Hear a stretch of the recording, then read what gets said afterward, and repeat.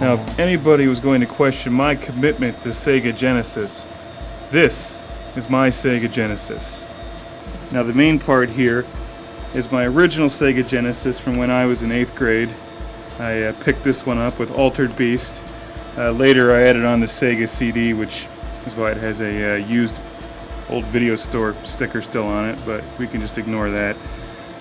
The sticker, that is, not the Sega CD. But this Sega Genesis has some pretty interesting features to it.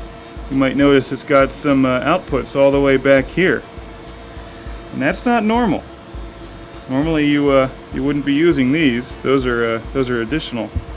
This Sega Genesis has been modified to have S-video. And also the audio stereo outputs are now in the back. And the S-video puts out an incredible signal, far better than the standard composite or whatever that RF adapter thing is.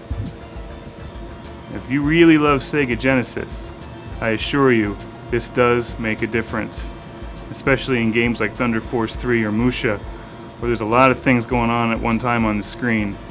It really increases the sharpness, the color contrast, the color saturation, and the quality. It's a bit expensive to have the modification work done, so it's not for everybody. But on the other hand, you could also run out and blow all your money on a PS3. And I think the Sega Genesis is a better video game system, and I can explain why.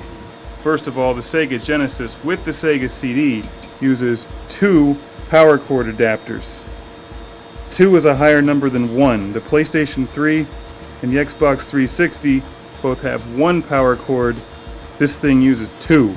That means it's better.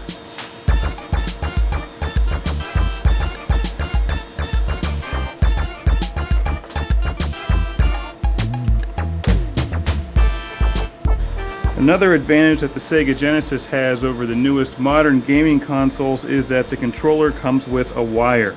Now this is good because that means the controller never runs out of batteries. Now on the downside is that the controller comes with a wire.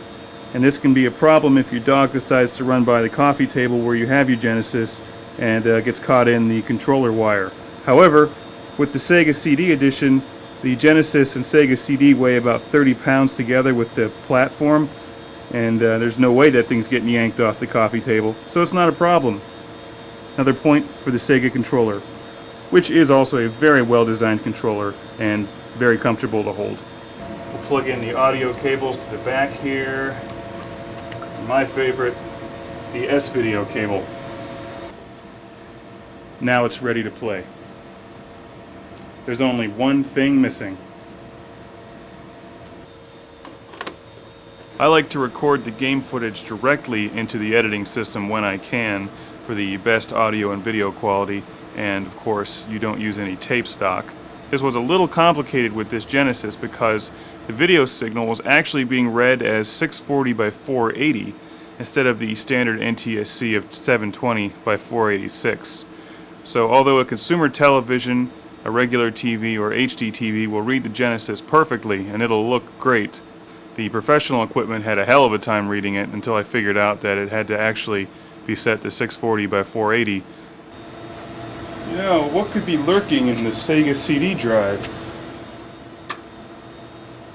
Hey, Android assault. Alright, we'll have to get to that one later. But in the meantime,